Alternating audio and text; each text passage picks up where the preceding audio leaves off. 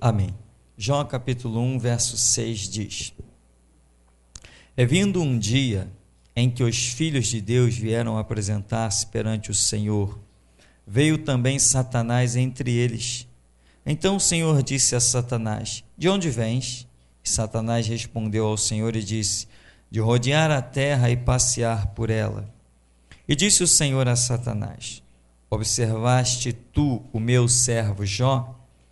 Porque ninguém há na terra semelhante a ele, homem sincero e reto e temente a Deus e desviando-se do mal.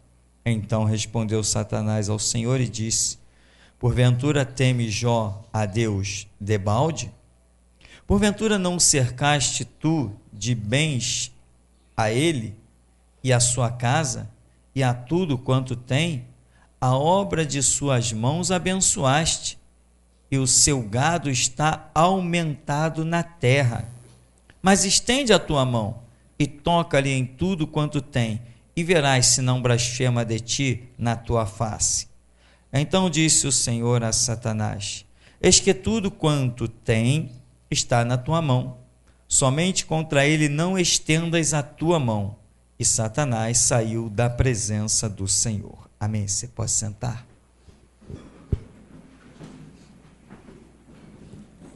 Irmãos, nós vemos aqui uma investida que é autorizada por Deus ao nível material.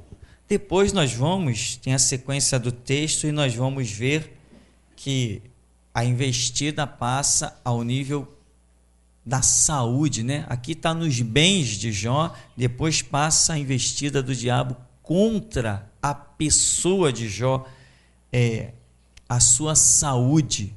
Então o diabo foi se aprofundando, e aí a última investida do diabo é o que ele realmente acreditava, que se tocasse naquele ponto, ele diz assim: olha, tudo quanto o homem tem, pele por pele, dará pela sua alma. E ele investe profundamente, acreditando que ali ele ia ter êxito e fazer Jó blasfemar contra Deus. Mas a Bíblia não diz que Jó blasfemou contra Deus. Aliás, a Bíblia diz, não sei se vamos chegar a ler, que em tudo que Jó passou, em nada ele pecou, em nada ele atribuiu a Deus culpa alguma. É isso que o livro nos ensina, embora em algumas passagens possa nos dar um entender de que ele esteja querendo contender com o Todo-Poderoso, mas o próprio livro revela que em nada Deus atribuiu a Jó culpa alguma. Agora, quem era Jó? Aqui tem o testemunho que Deus dá: ninguém há na terra semelhante a ele. A expressão é tão tremenda, irmão, porque Deus poderia dizer assim, sabe, não usou nem a palavra igual. Ninguém há igual a ele. Não, não é nem essa palavra, porque essa palavra daria alguns outros entendimentos, mas Deus fala assim: ninguém sequer se assemelha a ele, quanto mais igual. Ninguém é parecido, né? Semelhante, quando nós estudamos matemática, a figura semelhante é quando você tem um triângulo grande e depois um triângulo pequeno. Os triângulos, olhando, eles são iguaizinhos, mas diferem muito no tamanho. Isso é algo semelhante, não tem nada a ver com igual. Então Deus está dizendo assim: ninguém tem que seja semelhante a Jó. Ele é um homem sincero, ele é reto, ele é temente a Deus e ele ainda se desvia do mal. Esse é o tal. Aí Satanás diz assim: mas ele não te teme à toa. Tu o cercaste de bem, tudo que a mão dele toca, tu fazes prosperar. Agora, vai lá, tu aumentaste o gado dele sobre toda a terra, mas faz o seguinte: toca nas coisas que ele tem, tu vai ver se ele não blasfema de ti na tua face. Aí Deus falou assim: tá bom, ele está nas tuas mãos, vai lá e toca. Essa proposta que você fez, eu deixo para você, vai lá e faz. A que ponto Deus pode confiar num homem? A que ponto Deus pode confiar num homem a ponto de dizer assim, diabo, ele está na tua mão, vai lá. Isso tudo que você propôs aí, vai lá e arrasa com ele. Em outras palavras, eu confio naquele camarada. Eu sei que ele é sincero, reto, temente a mim e se desvia do mal. Eu confio nele. Irmão, Deus confia em você? Outro dia um irmão trouxe um sonho aí. Pastor, eu te vi num debate, tinha espíritas e tinha católicos e todo mundo queria... Quem teve esse sonho? O irmão aqui. E todo mundo queria te pegar numa palavra e etc, etc. Eu falei assim, irmão, essa tem sido a minha oração. Eu tenho visto esses falsos crentes que estão indo nesses programas de televisão, tipo Regina Casé, você já viu? Aquele ecumenismo maravilhoso. Todo mundo servindo o mesmo Deus de forma diferente. É cristão dando as mãos para o homossexual, para o pai de santo, para o padre. Eu olho aquilo, irmão, meu sangue ferve de uma maneira e eu orei. Deus, me coloca lá naquele meio, que eu vou mostrar para eles quem é que é templo do Espírito Santo. Me põe naquele lugar, Senhor. Deixa eu entrar naquilo. Vamos ver se o Senhor pode contar comigo mesmo. E me joga dentro daquele negócio lá. Eu vou mostrar para aqueles crentes o lixo que eles são. Aqueles que estão lá, aqueles falsos crentes. E eu orei assim, eu vim orando, e de repente o irmão me entregou esse sonho. Quem sabe não é um sinal. Mas eu pergunto, será que Deus pode contar comigo mesmo lá? Ele pode contar. Aí, diabo, vai lá, rodeia Jó, toca nele, faz o escarcéu com ele. Porque Deus confiava em Jó. Deus tinha confiança naquele homem.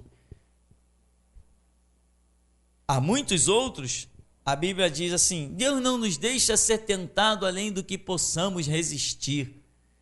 Irmão, cá entre nós, a tentação de Jó parece que ultrapassou isso aí. Parece que foi bem além. Você já imaginou? Imagina aqui comigo, se a tentação de Jó não foi um pouquinho além do que podemos resistir. A Bíblia diz que ele tinha vários filhos. O diabo arrasou com tudo. Ele era, se fosse nos dias de hoje, trilionário. Ficou sem nada. Ficou sem nada, ficou zerado. Ele tinha saúde. Perdeu até a saúde dele. A Bíblia vai dizer que da cabeça à planta dos pés o diabo feriu ele com tudo que foi chagas. Ele ficou um monstro irreconhecível. Quando os amigos dele, belos amigos por sinal, foram visitá-lo, que olharam para ele e caíram em pranto. Porque quando o ouviram de longe, não o reconheceram, foram se aproximando, tiveram que chegar muito perto para reconhecer aquele monstro, cheio de chagas, pegando um pedaço de telha para poder coçar as suas escamas. Aquilo ali foi um pouco além do que podemos resistir. Foi terrível. Só o fato de os filhos serem arrasados, e eu acho que muitos de nós já teriam dito assim, tô fora. Não é não?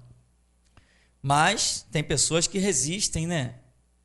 Tem pessoas que realmente são tremendas, maravilhosas. Tem até um livro aí, O Preço da Fé, né? É isso? O Preço da Fé, uma mulher que perdeu quantos filhos? 10 filhos. E permaneceu firme, testemunhando o poder e a glória do nome do Senhor Jesus. Isto é maravilhoso. Isto nos inspira e nós queremos ser um pouquinho semelhantes a estes que realmente têm regado o jardim do Evangelho com o líquido mais precioso e mais forte que há, que é o sangue. Aqui então, o diabo vem com um monte de argumento, mas na verdade Deus já está planejando usar o próprio diabo para mostrar que tem homens, tão determinados a servi-lo e glorificá-lo, que podem passar por qualquer aflição que o mundo possa oferecer. O que que nós temos nessa vida? Filhos, a nossa herança. As conquistas do bem da terra. Caramba, nós gostamos disso, não gostamos? A nossa saúde. Ora, você tem uma família, você tem os bens da terra, você tem saúde. Muitos diriam assim, não quero mais nada, estou muito bem. Pois o diabo foi e arrasou com essas coisas todas.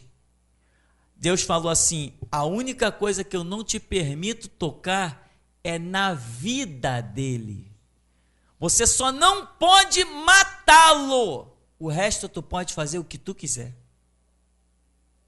Caramba! Você entendeu, irmão? Que coisa terrível. Deus falou para o diabo isso. Eu só não te autorizo matá-lo, tirar a vida dele, mas o resto tu pode fazer o que você quiser. Já pensou o diabo esfregando uma mão na outra e olhando assim para você? Você aí, eu vim com tudo. Só não vou tirar a tua vida, mas o resto, tudo que te pertence, tudo que está à tua volta, tudo que os teus olhos contemplam, eu vou arrasar com tudo. Caramba, que impacto, que coisa terrível. Mas lá na frente, Jó vai dizer assim, eu sei que o meu Redentor vive, e por fim se levantará sobre a terra.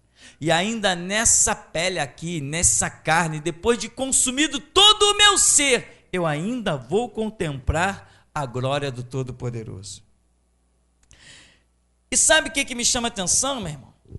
Nesse livro, que é o grande tema, em que Jó não murmura contra Deus, ele murmura contra ele mesmo, contra o dia do seu nascimento. Ele faz, quer ver aqui no capítulo 6, ele faz uma declaração.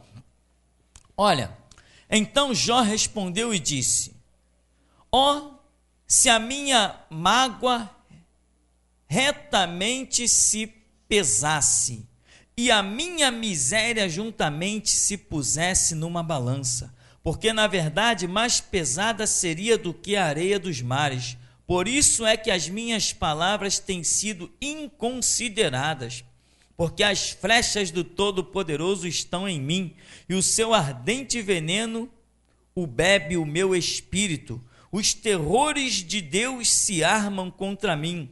Porventura zurrará o jumento montei junto à relva, ou berrará o boi junto ao seu campo, ou comer-se-á sem sal o que é insípido, ou haverá gosto na clara do ovo. A minha alma recusa tocar em vossas palavras, pois são como a minha comida fastienta.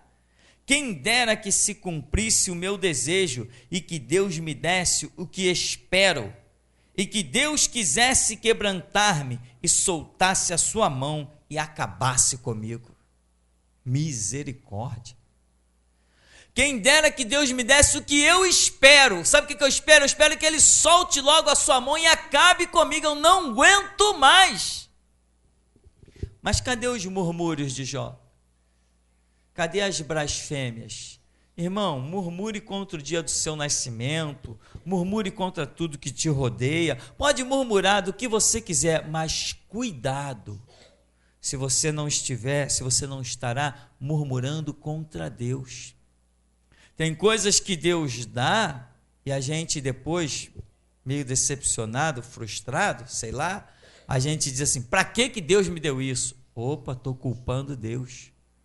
Às vezes, eu não estou sabendo entender as coisas de Deus. Ao invés de eu louvá-lo e engrandecê-lo em qualquer situação, como mais para frente, depois de Jó, parece que ele, não sei se vai entendendo, eu sei que ele começa mais a amansar o seu espírito e glorificar o nome do Senhor. E o que eu vejo é o murmúrio versus o louvor. Meu irmão, nós falamos um pouquinho disso no seminário pela manhã. Não interessa a situação, crie em você uma rotina de louvor e glorificação ao nome de Deus. Adore a Deus Pela manhã vai lá no teu canto, dobra os teus joelhos, adora o teu Deus, parte para a tua jornada do dia a dia. Ao meio-dia você pode parar, vai lá e adora o teu Deus. Continua o teu trabalho, no cair da tarde, antes que a noite chegue, você pode parar e dobrar os joelhos, adore a Deus. Busca a face do Todo-Poderoso e não busca só quando, poxa, está tudo bem, Deus me deu tudo, eu estou numa bênção tremenda. Não, se você acha que não tem nada, adora a Deus, porque são os adoradores de Deus que possuirão todas as coisas. Não são os murmuradores. Você lembra do Egito? Lá no Egito, quando o povo sai liberto do cativeiro egípcio, glória a Deus, Jeová é o nosso Deus. Aí era Jeová Rafá, Jeová Shalom, Jeová Raá, Jeová Tsiquenu, Jeová, de tudo que era jeito, todo mundo glorificando. Daqui a pouco veio a sede no deserto, veio a fome, veio o desejo de comer carne, que eles dissessem, vamos voltar para o Egito, porque as cebolas do Egito eram bem melhores. Quem conhece a Deus não olha para trás, não tem desejo de voltar atrás jamais. Nem quando considera que o seu passado era melhor, porque Deus só prova quem ama e só açoita quem tem por filho. Tem muita gente que vem para a obra do Senhor todo impregnado de recompensas de Satanás e acham que vão conseguir sustentar essas coisas até manchadas de sangue. Vão conseguir sustentar essas coisas na presença de um Deus que é santo. Se Deus todo dia olha para aquelas riquezas da pessoa e vê marcas de sangue. Se todo dia Deus olha para aquelas riquezas da pessoa e vê filhos órfãos, vê pessoas torturadas.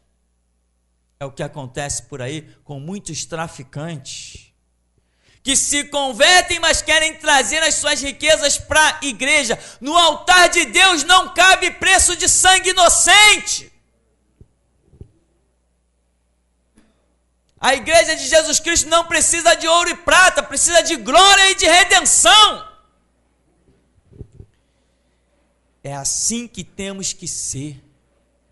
E eu me considero aqui tão radical, mas essa visão que a minha esposa contou, dizendo que Deus queria algo mais firme ainda, me atemorizou. Porque só quem tem condição de fazer as coisas mais firmes é Ele. Mas cabe a nós buscar como Ele irá operar e como nós poderemos nos dispor.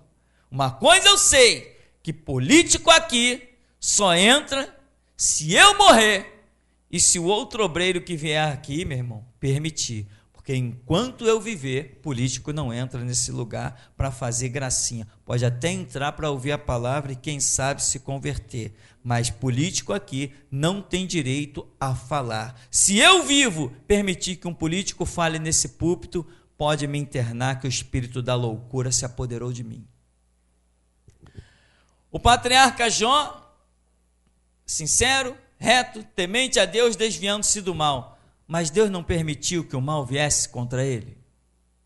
E não foi graças a Deus permitir isso que hoje nós temos um exemplo tremendo. Ou seja, Deus usa para a sua obra quem é sincero, reto, temente a Deus e que se desvia do mal. Ele precisava mostrar que ele pode arrasar a vida de um homem e depois devolver tudo em dobro. Ele precisava mostrar que ele pode sustentar um homem que confia nele, mesmo perdendo as coisas mais preciosas que a sua vida possa ter. Jó possuía tudo que um ser humano pudesse ter no planeta. Ele tinha riqueza, ele tinha família, ele tinha saúde, tudo que um homem pode possuir sobre o planeta Terra, Jó possuía. E tem mais, temente a Deus. Deus olhou, eu tenho ali um homem temente, então é com ele que eu vou contar. Eu preciso deixar uma história para que um dia as pessoas saibam que eu sou um redentor vivo e que sempre por fim, quem se levanta sou eu. Quem eu vou achar para isso? Ali tem um pecador, não serve. Ali tem um mentiroso, não serve. Ali tem um falso, não serve. Ali tem um que anda em meias verdades, não serve. Eu preciso de alguém para dar um testemunho poderoso da minha santidade, do meu poder. Eu preciso de um homem sincero, reto, temente a mim, que se desvia do mal. Está lá Jó.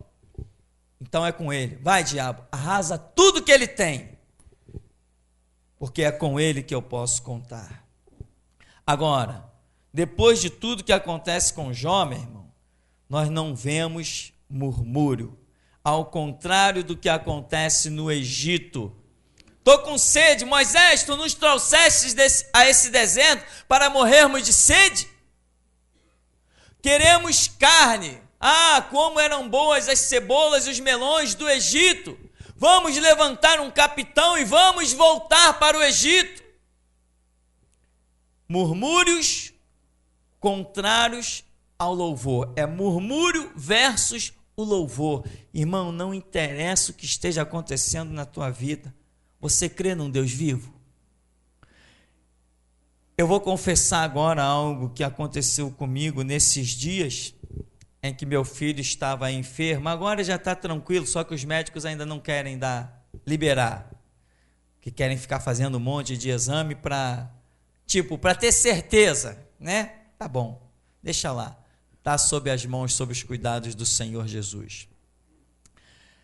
Mas eu vou te confessar uma coisa, a situação em primeira mão era muito crítica.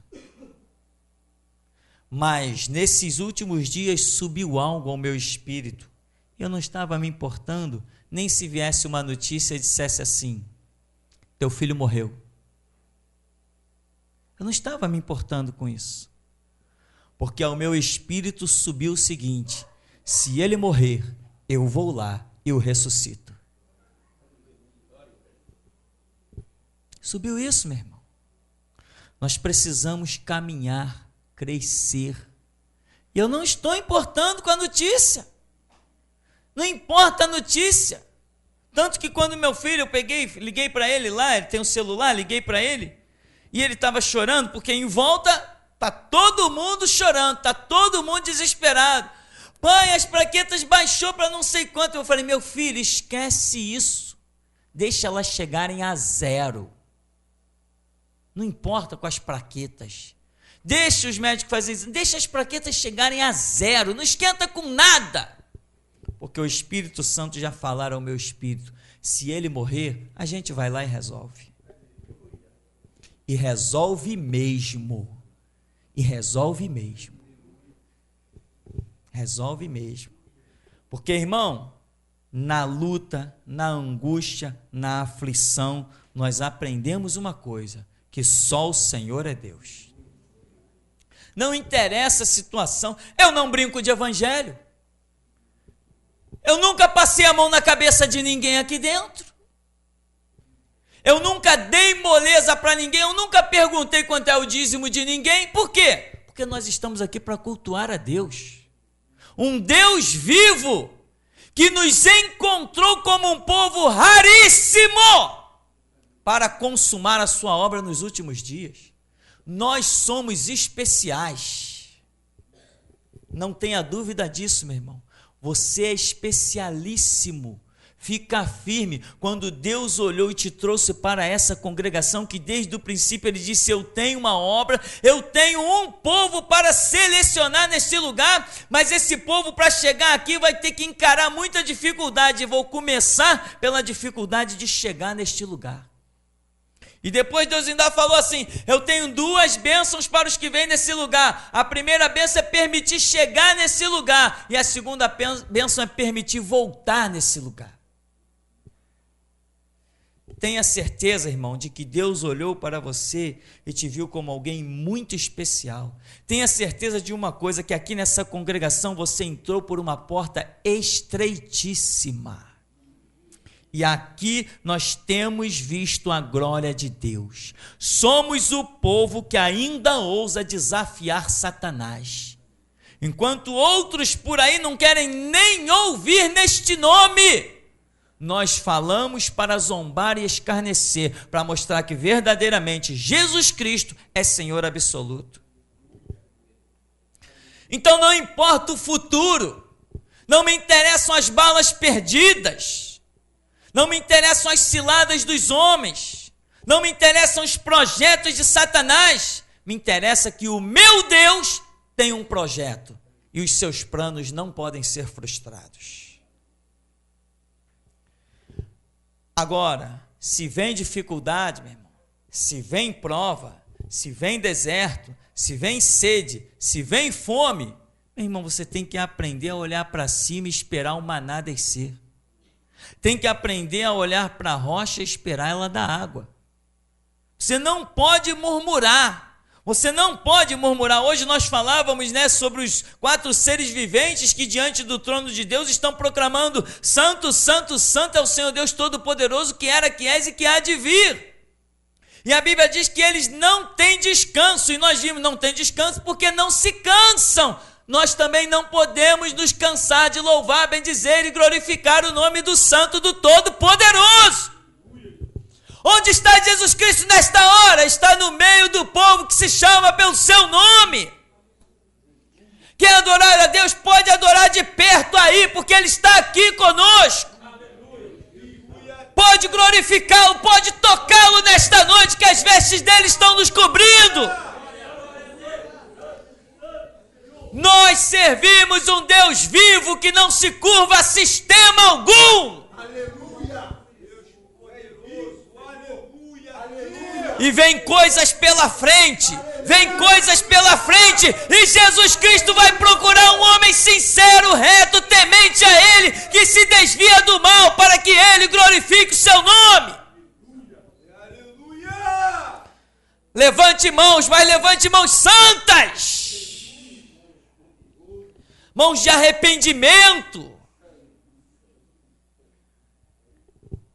Então, meu irmão, não murmura com nada, não se desespere com nada.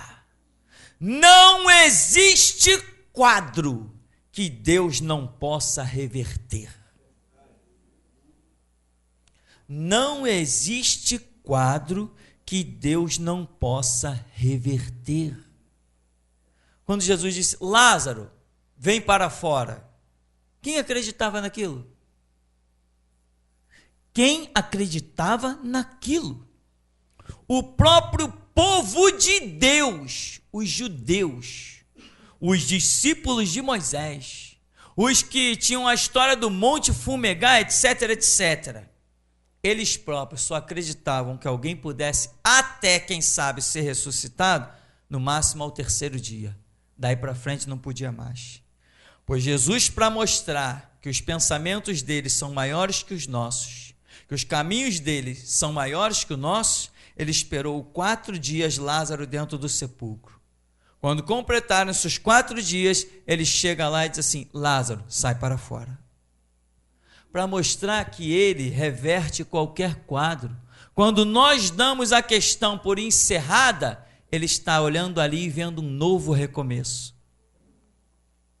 Então, meu irmão, cuidado com as coisas que acontecem na sua vida, porque a Bíblia diz que todas as coisas cooperam juntamente para o bem dos que amam a Deus. Então toma cuidado com as coisas que acontecem na sua vida, para que você não esteja diante dessas coisas murmurando, ao invés de estar glorificando a Deus. Glorificar a Deus não é, isso aqui é o beabá do Evangelho, não é quando tudo vai bem, somente que nós glorificamos a Deus, não. Porque a Bíblia diz que Jó, todos os dias, ele oferecia sacrifícios e glorificava a Deus.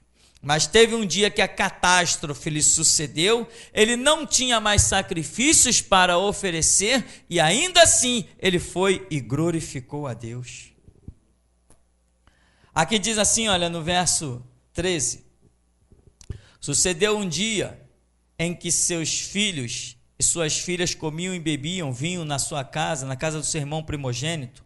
Veio um mensageiro a Jó e lhe disse: os bois lavravam, as jumentas pasciam junto a eles, e eis que deram sobre eles os sabeus e os tomaram, e aos moços feriram ao fio da espada. Eu somente escapei para te trazer a nova.